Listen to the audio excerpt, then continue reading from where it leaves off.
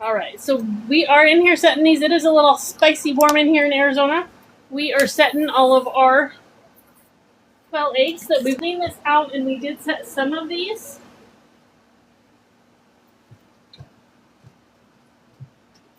So those are our beautiful Celadon blue eggs. And then the white fee eggs.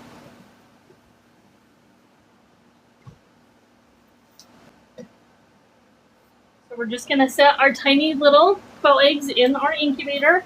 This is a hatching time incubator.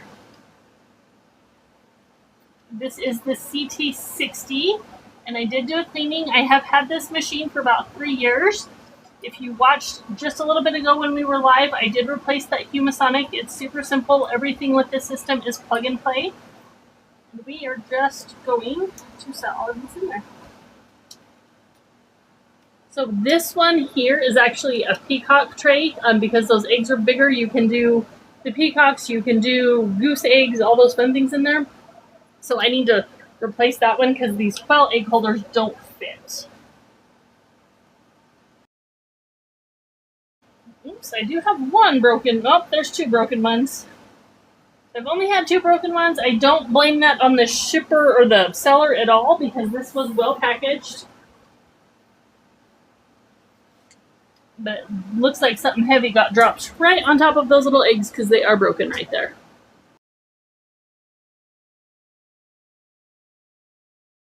I've got the Celadon blue. I don't know if you can see that blue, but it is super pretty. And these are Celadon blue, and then these are just a mix of eggs. These here in this front row are the white fee quail eggs.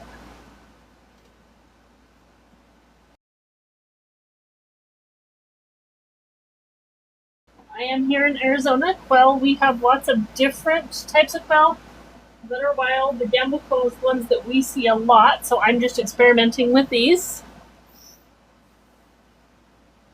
Like I said, this one right there was broken. I don't know if you can see that, but it's just smushed in. It's almost like something heavy got set on top of these eggs.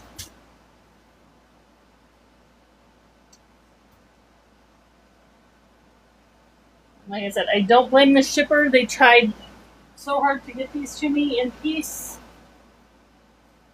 Or in one piece. Sorry, I can't talk today. It's fine.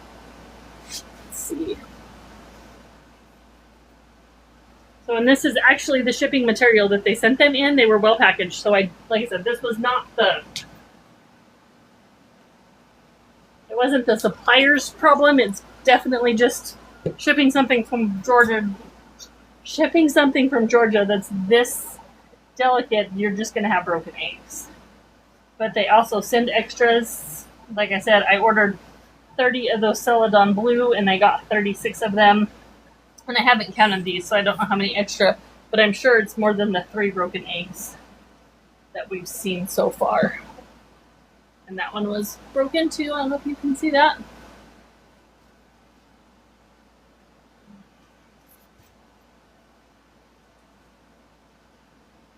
I'm not sure about that one.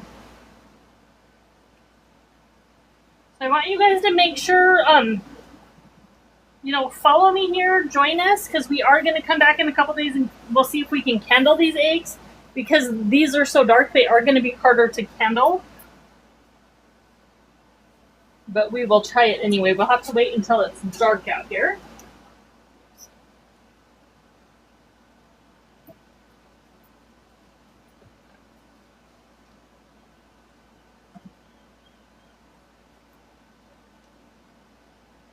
That just sits right in there. So as you can see, it just sat right down in there, and they'll turn. Shouldn't give us too many problems. I am going to try to find that other, I should have 2 more trays there. See if we can get these last few in there. If you guys have any questions, I want to thank you for hanging out with me today. Whoops. Okay, so these are our quail. Like I said, I need to clean their bedding. I did clean this morning before I went to work, but they are super messy. These are our quail. This is what we're going to be hatching here in just a few days. Well, not a few days. Quail eggs take 18 days to hatch, but we'll come back in a few days and we'll candle them.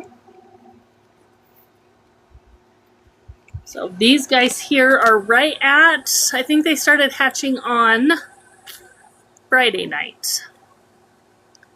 So, but these are all of these are just the Pharaoh Brown Cotornix quail, and I might be saying that wrong. But these are our quail. And then we'll go back over here. We've got our mix of quail. And then I have my Pharaoh, my Pharaoh. These are the white fee eggs, and then those are the Celadon blue. And we are going to get this closed up. I'm going to get it turned back on.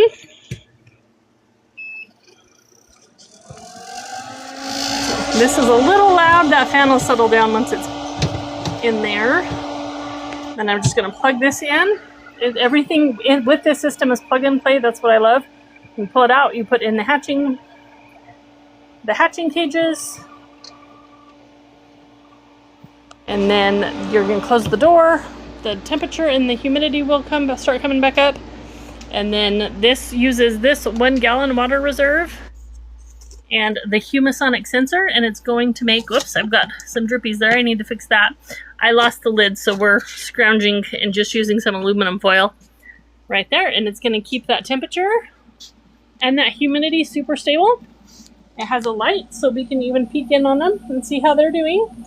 You can actually see the fan back there and a little bit of the humidity that it's pumping into the incubator.